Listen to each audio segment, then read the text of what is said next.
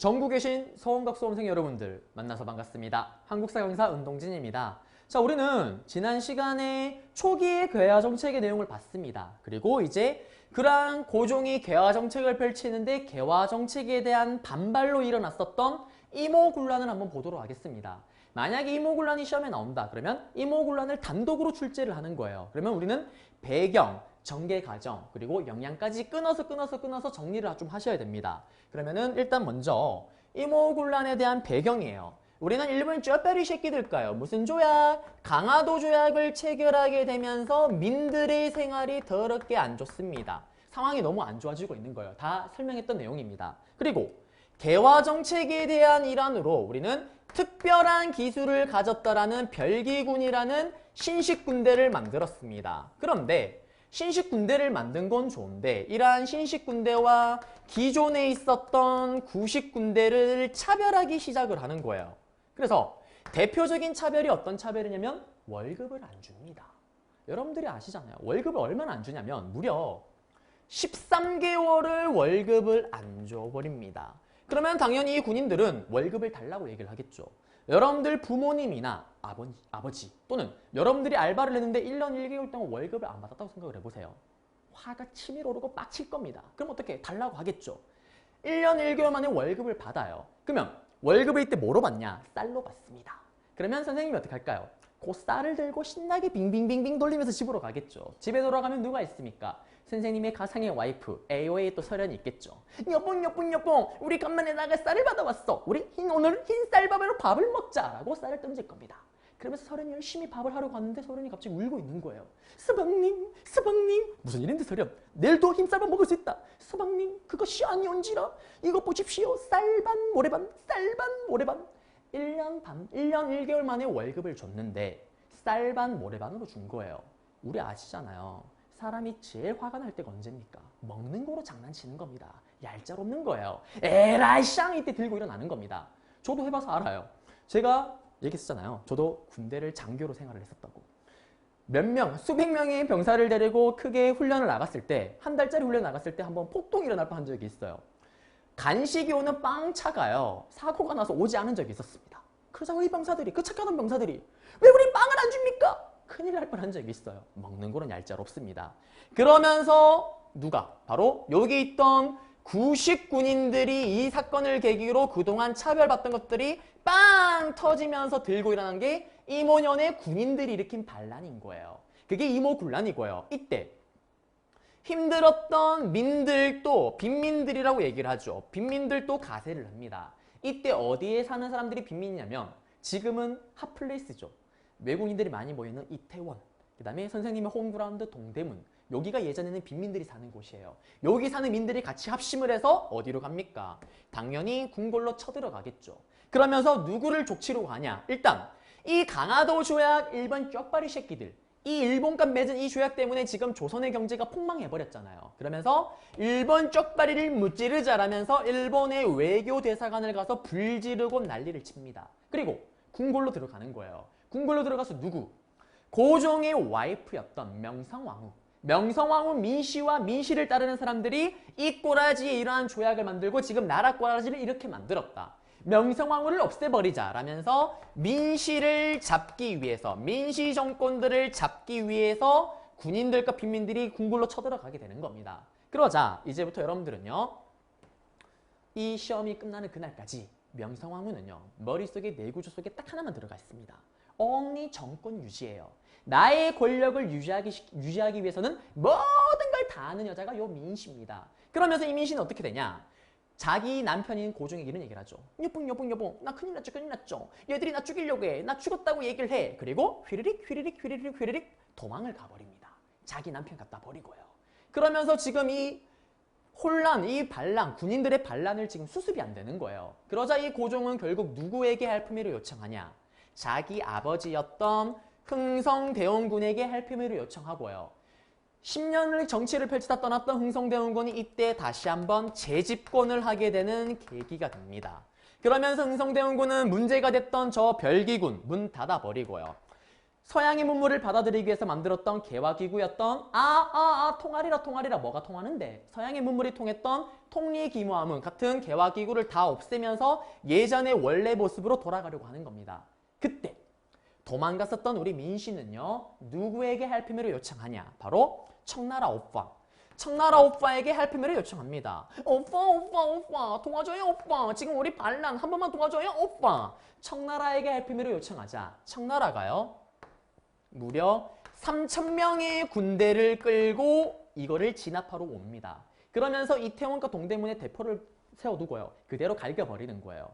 다 진압을 해버립니다. 그리고 흥성대원군 같은 경우는 아예 납치를 해서 자기 나라 청나라로 데려가 버려요. 왜? 흥성대원군이 이렇게 있으면은 괜히 다른 나라들에게 또 빌미를 제공할 수가 있다. 그냥 데려가 버립니다. 그러면서 끝이 나는 게 이모군란이에요. 그러면 이 이모군란의 이제 영향, 결과가 또 그렇게 중요해요. 이 영향 결과를 보셔야 되는데 선생님, 근데 청나라는 왜 도와줬나요? 청나라가 도와준 이유는 뭐냐?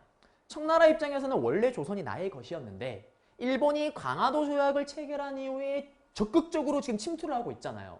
그걸 견제를 막기 위해서 미국을 땡겨왔는데 미국은 또 지들이 또 조선을 뜯어가려고 하고 있고 그래서 잘 됐다. 요청이 온 김에 이걸 수습해주고 나서 조선 내에서의 우리의 입지를 강화시킬 필요가 있겠구나 라면서 도와준 게 이모군란입니다. 그럼 어쨌든 결론은 청나라가 이거를 진압을 했으니까 이걸 계기로 청의 간섭은 어떻게 되었을까요? 당연히 강해집니다. 그리고요. 요 이모군란을 수습한 이후에 청나라와 조선이 조약을 하나를 체결을 해요. 그게 뭐냐면 이름이 더럽게 긴데 조천상민 수륙무역장정이라는 거를 체결을 합니다. 그러면 이거는 뭐냐면 어려운 단어가 아니에요. 조선과 청나라의 상인가 농민이 물가 육지에서 무역을 할 때 지켜야 되는 룰이에요. 그런데 이름이 조약이 아니잖아요. 우리 앞에서 강화도 조약, 조미수호 통상조약으로 배웠었는데 그 조약은 일단 불평등 조약입니다. 그런데 비록 불평등 조약이라도 이름에서 조약이라고 하면은 나라 대 나라가 1대1로 대등하다는 걸 기본 전제로 깔고 들어가는 거예요. 그런데 여기는 장정이잖아요. 장정이란 단어는 조약이라 다릅니다. 이거는 이미 누가 위, 누가 아래라는 걸 미리 깔고 들어가는 거예요. 그럼 누가 위일까요? 우리 형, 청나라가 위고 조선이 아래라는 걸 깔고 들어가는 겁니다. 간섭이 강해지는 걸 볼 수가 있는 거고요. 그리고 여기 조약의 내용에 큰 내용이 하나가 들어가요. 무슨 조약이 들어가냐면 내지 통상권이라는 거를 우리는 누구에게? 청나라에게 주게 되는 거예요. 이게 뭐냐? 안내. 청나라 상인은요. 조선 땅 어디서든 물건을 갖다 팔 수 있게 되는 거예요. 우리 예전에 지난 시간에 배웠던 강화도 조약 때는 일본 애들은 열었던 항구 안에서 4km를 벗어나지를 못하잖아요. 근데 얘들은 이제 제약이 없는 겁니다. 온 동네 가서 물건을 갖다 파는 거예요. 그러면서 조선 경제가 더 힘들어지는 거고요. 그러면 미국이나 다른 유럽들은 어떻게 됩니까? 지난 시간에 배웠던 그 나라에게 최대한 혜택을 베푸는 조항인 최혜국 대우조항이 발동되면서 자연스럽게 걔들도 온 동네에서 물건을 갖다 팔 수 있게 되는 겁니다. 그러면서 조선 경제가 더욱더 힘들어졌던 게 이 내용이고요. 그리고 나아가서 이때 청나라는 또 고문을 파견해요. 고문정치라고 부르기도 합니다. 고문은 으악 이 고문이 아니고요. 이거는 우리가 어떤 정책을 할 때마다 청나라가 파견했던 외교 고문 또는 정치 고문의 조언을 받아야 되는 거예요. 우리가 멋대로 할 수가 없는 겁니다. 한편 일본입니다. 일본은요. 요걸 계기로 뭐라고 얘기를 하냐면 야 조선 애들아 니들 때문에 우리 일본 공사관 다 불타버렸다. 그리고 니들 때문에 우리나라 국민들 많이 죽을 뻔했잖아. 그래서 어떻게 니들 때문에 우리 입은 정신적 피해 배상금 지불해라. 그리고 우리 국민을 지킬 수 있게끔 군대를 주둔하겠다 라면서 군대 주둔에 들어간다라는 조약이 들어가요. 그러면 이러한 조약은 어디서 맺냐면 제발 물리 포기하지 마. 제물포. 사실은 이게 인천에 있습니다. 우리가 인천 항구를 열었잖아요. 그래서 거기서 조약을 체결합니다. 그래서 시험에 나오면 어떻게 나오냐? 쉽게 나오면 이모군란 아예 제목이 던져 놓겠죠. 이모군란에 대한 설명으로 옳은 것은 옳지 않은 것은 했을 때 여기 내용을 찾으면 되는 건데 보통은 99인들 샬라샬라 제시문에 막 설명이 나와요. 다음 자료와 관련된 뭐 군란 또는 반란에 대한 설명으로 옳은 것은 그러면은 정답으로 걸릴 수 있는 게 뭐가 있을까요? 99인들이 일으켰다, 주도하였다. 정답입니다. 흥성대원군이 재집권하였다. 정답입니다.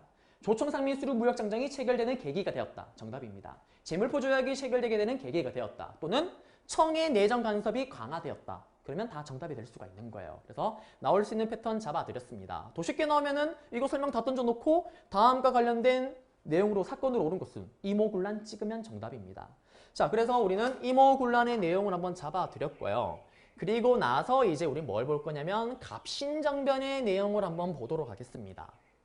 갑신정변의 내용을 보기 전에 지난 시간에 안 하고 킵했었던 개화파를 한번 볼 거예요. 지금 이모군란의 영향으로 일본과는 재물포 조약, 그 다음에 청나라와는 조총상민수루 무역장정, 그리고 조선 내에서도 큰 변화가 생겨요.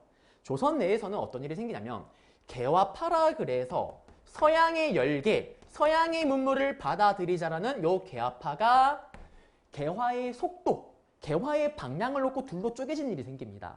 이모군란 같은 경우는 개화 정책에 대한 아예 반발로 일어났더라면 이제는 속도와 방향을 놓고 쪼개지는데 첫 번째가 어떤 세력이 있었냐면은 천천히 따뜻할 온, 천천히 개화를 하자라는 온건개화파가 있었고요. 그리고 우리가 주목을 해야 되는 애들은 누구냐면 정말 마음이 급했던 급진개화파가 있었습니다.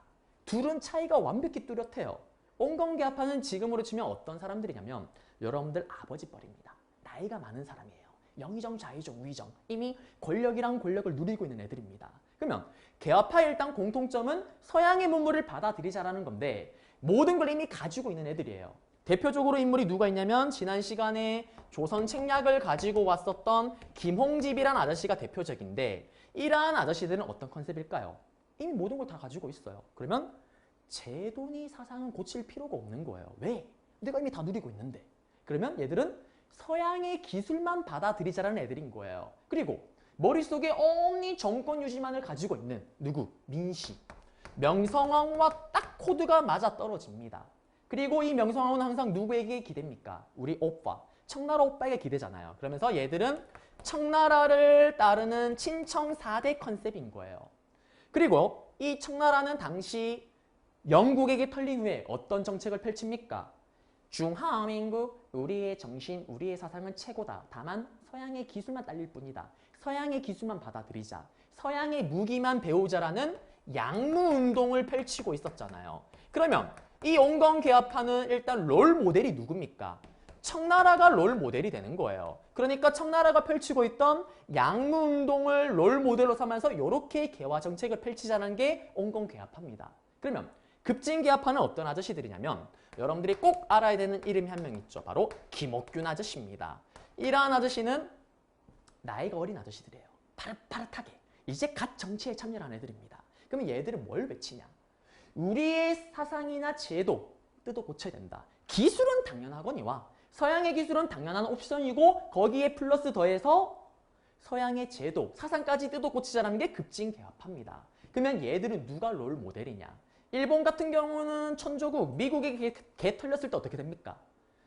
자기에 대한 자존감이 없다고 얘기를 했었잖아요. 서양의 모든 걸 받아들이겠다. 문명 개화론의 컨셉에 맞춰서 얘들은 메이지 유신이라는 개혁을 했었죠. 그러면 이러한 급진개화파는 어떻게? 메이지 유신이 롤 모델이 되는 겁니다. 이렇게 둘은 큰 차이가 있는 거예요. 그러면 이렇게 차이가 있다 보니까 둘은 이모군란이 끝나고 쪼개지고요. 둘이 대립할 수밖에 없습니다.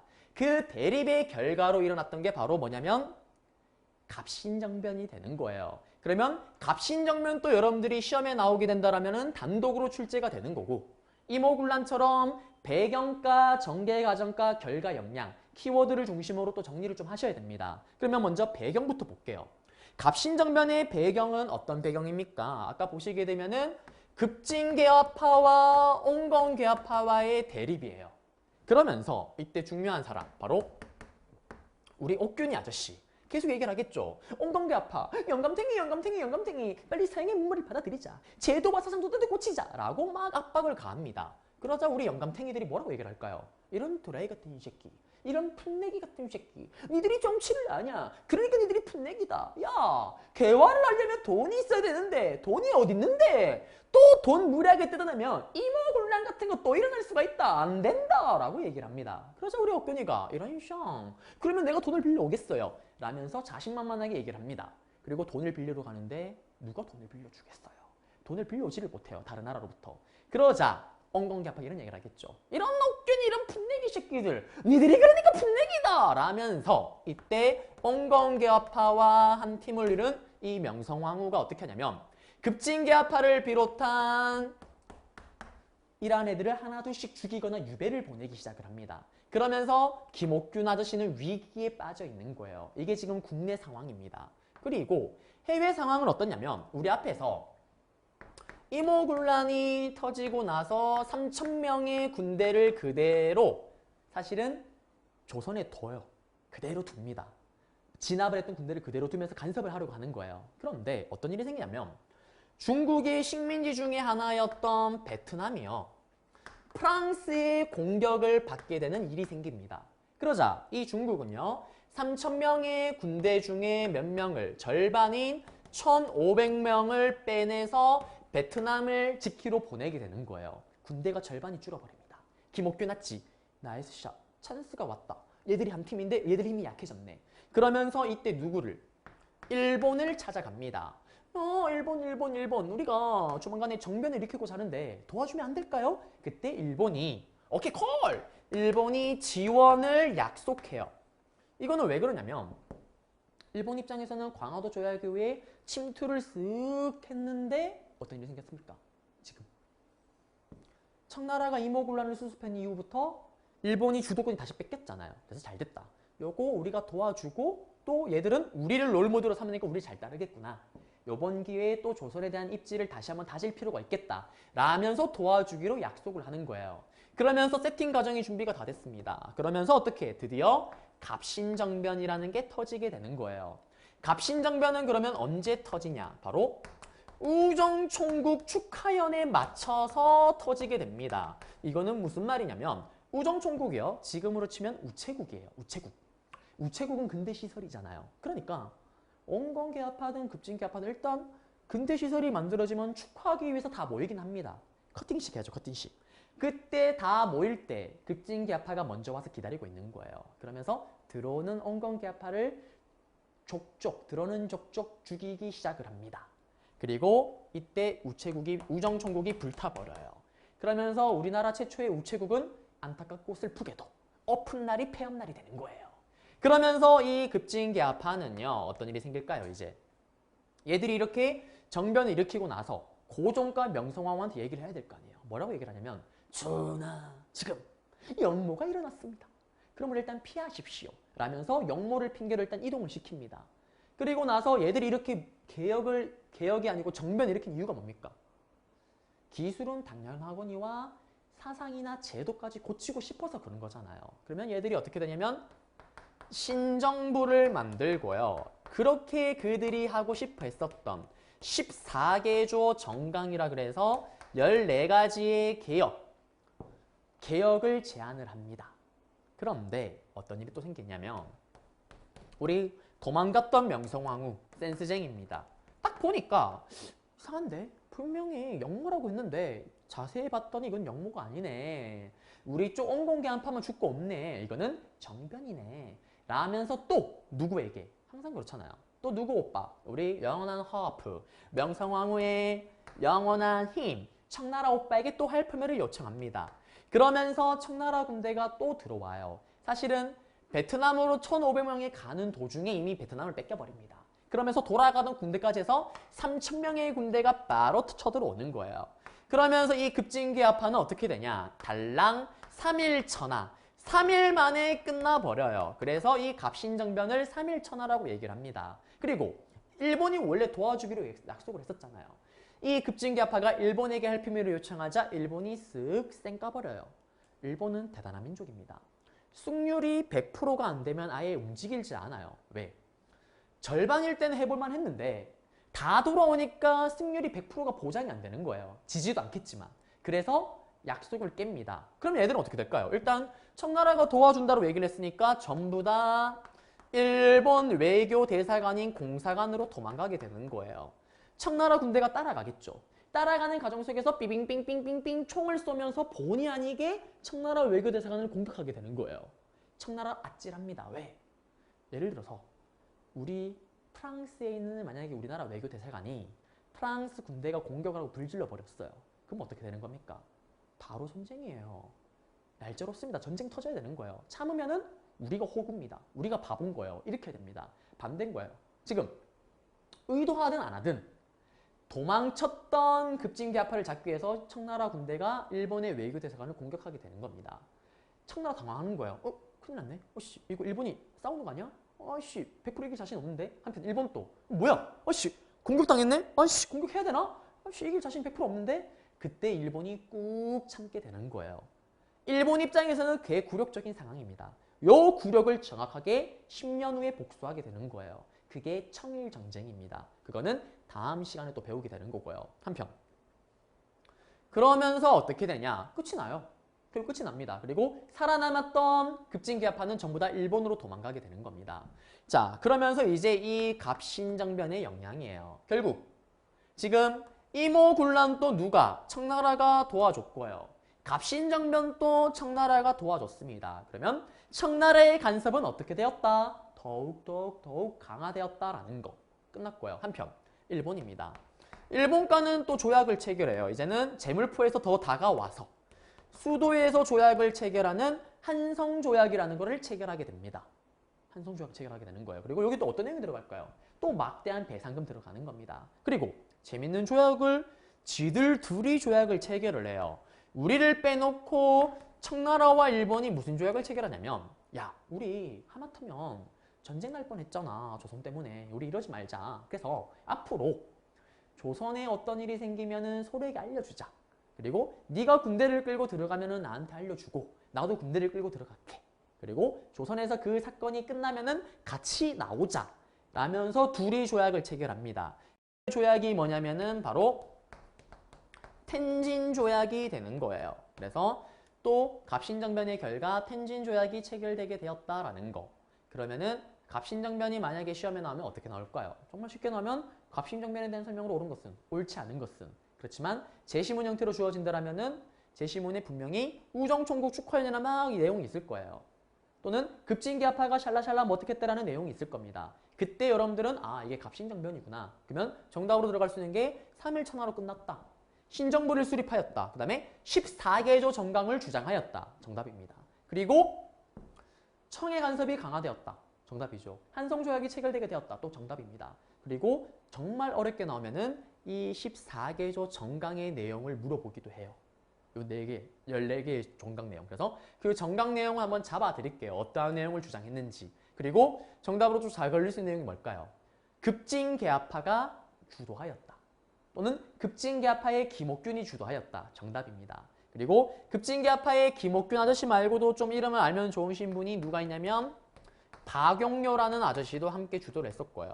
그리고 누가 있을까요? 박용료 아저씨도 있었고 뭐 서재필 아저씨? 나중에 어차피 독립협할 때 또 공부를 해야 되니까 이러한 분들도 함께 했다라는 거. 그래서 얘들을 또 당으로 불렀을 때는 독립당이라고 부르기도 합니다. 그 다음에 반대로 온건계합파는 뭐 보수당, 뭐 4대당 뭐 이렇게 부르기도 했었고요. 그래서 갑신정변으로 나올 수 있는 내용은 잡아드렸고 이제 14개조 정강의 내용을 한번 잠깐 봐드릴게요. 이 정강 내용인데 정강 내용을 보게 되면은 얘들이 이제 이렇게까지 해서 뭘 그렇게 하고 싶어 했는가? 제도를 고친다라는 내용이 드디어 들어가는 겁니다. 제일 먼저 2조의 조항을 볼게요. 문벌을 폐지한대요. 양반제도 폐지입니다. 그럼 이거는 뭘 외치는 겁니까? 대단한 거예요. 신분제 폐지를 주장하는 겁니다. 그 다음에 지조법이 있어요. 요거는 좀 심한데 뭐냐면 땅지, 땅에서 거두는 세금을 뜯어 고치자라는 거예요. 그러면 이건 어떻게 나올 수가 있냐면 자, 이거는 토지개혁인가요? 토지개혁이 아니죠. 이거는 무슨 개혁입니까? 세금개혁인 거예요. 똑같은 말로 조세개혁인 겁니다. 선생님의 꿈은 뭡니까? 저의 꿈은요. 서울에 나의 아파트를 갖는 거예요. 사실상 불가능해요. 은동진이가 한 10,000명은 동시에 강의를 해야지 가능할 것 같아요. 그러면 이 당시 때 대다수의 농민들의 꿈은 뭘까요? 자기 땅을 가지는 거예요. 근데 위에 있는 사람들이 땅을 주려는 생각을 할까요? 절대 하지 않습니다. 여태까지 땅을 달라라고 개혁을 주장했던 사람들은 지금 여러분들이 수능 치는 범위, 수능이 아니죠. 죄송해요. 수능이 아니고 이번에 이 공무원, 간부가 되기 위한 시험을 치는 레벨에서는 딱 하나입니다. 다음 시간에 배우게 되는 동학농민운동을 주도했던 농민들이 주장을 하는 거예요. 지배층은 절대 땅을 준다는 소리 안 합니다. 그 어떠한 대통령 후보자도 우리 국민들에게 아파트를 주겠어요. 집을 그냥 공짜로 주겠어요. 이런 말 아무도 안 하잖아요. 마찬가지인 거예요. 그래서 여기는 세금을 뜯어 고치자라는 거예요. 땅에서 거두는 세금을. 그리고 해상 공급 같은 경우는 국가에서 만든 건데 상공업을 좀 더 자유롭게 하기 위해서 이걸 없애려고 했었고요. 그 다음에 국가의 재정은 호조라는 곳에서 다 관할을 한다. 이거는 뭐냐면 듣고 리세요. 호조가 뭐냐면은 세금을 거두는 부서예요. 근데 세금을 거두는 부서가 다 여러 개가 있는 거예요. 원래는. 그러니까 이게 돈의 출처가 나가는 게 계산이 정확하게 되지가 않는 겁니다. 그리고 또 애매한 게 있죠. 여러분들로 치면은 여러분들 아빠 돈이 여러분들 엄마 돈이에요. 여러분들 돈이 여러분들 아빠 돈입니다. 맞잖아요, 사실은. 그것처럼 세금이 막 들어오는데 왕이 멋대로 이렇게 돈을 빼가는 거예요. 출처가 불명명합니다. 누가 가져간지 잘 모르겠고. 그래서 세금이든 돈을 계산하는 기구를 딱 하나로 두는 거예요. 깔끔하게, 투명하게. 그게 호조입니다. 이런 식으로 제도를 고치려고 하는 거예요. 그리고 또 가장 중요한 거. 대신가 참찬의 정령을 의결한다. 이게 뭐냐면 대신 같은 경우는 지금으로 바꾸면은 이게 장관이에요. 참찬은 지금으로 치면 차관입니다. 왕이요. 어떠한 정책을 할 때 자기 멋대로 하는 게 아니고 대신가 참찬, 지금으로 치면 장관과 차관의 동의를 어느 정도 받아야지만 정책을 펼칠 수가 있는 거예요. 이러한 정책을 뭐라고 얘기를 하냐면 우리는 입헌군주제라고 얘기를 합니다. 군주, 왕이나 황제가요. 헌법 안에 들어가 있는 거예요.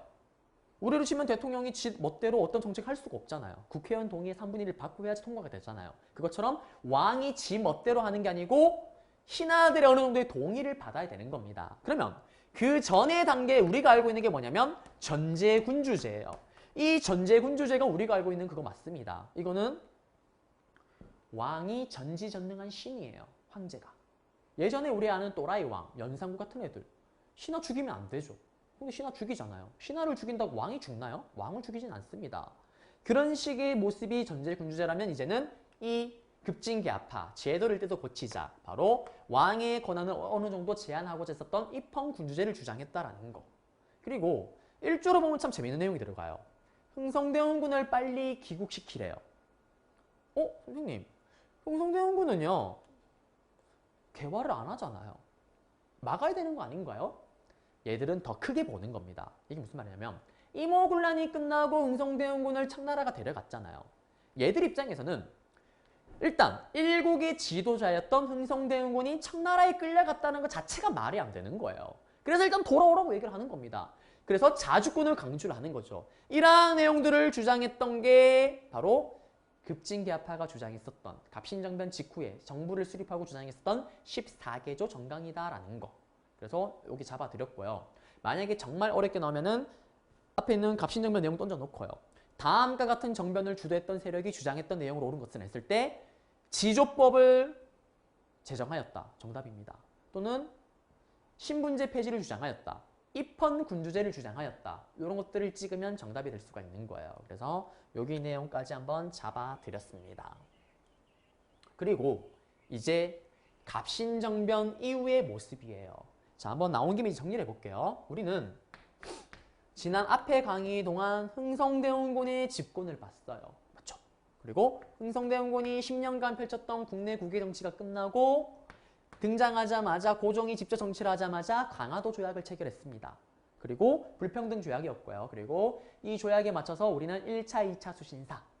수신사를 보낸 결과 결국 고종은 개화 정책을 하기로 결정을 하죠. 그러면서 통할이라 뭐가 통하는데 통리기무화문을 설치를 하고 개화 정책을 펼칩니다. 그리고 별기군도 만들었고요. 영선사, 조사시찰단, 보빙사도 만들고 그 사이에 조미수호, 통상조약도 체결하기도 했었습니다. 그러다가 이렇게 개화 정책을 하다가 개화 정책에 대한 반발로 뭐가 터졌습니까? 이모군란이 터졌었죠. 맞죠?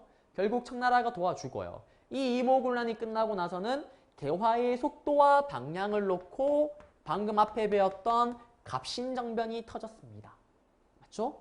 그러면서 보시게 되면 이게 연도를 외울 필요는 없지만 1880년도 13개월 월급을 안 주니까 사실상 2년으로 계산해야 되잖아요. 그래서 이게 82년도.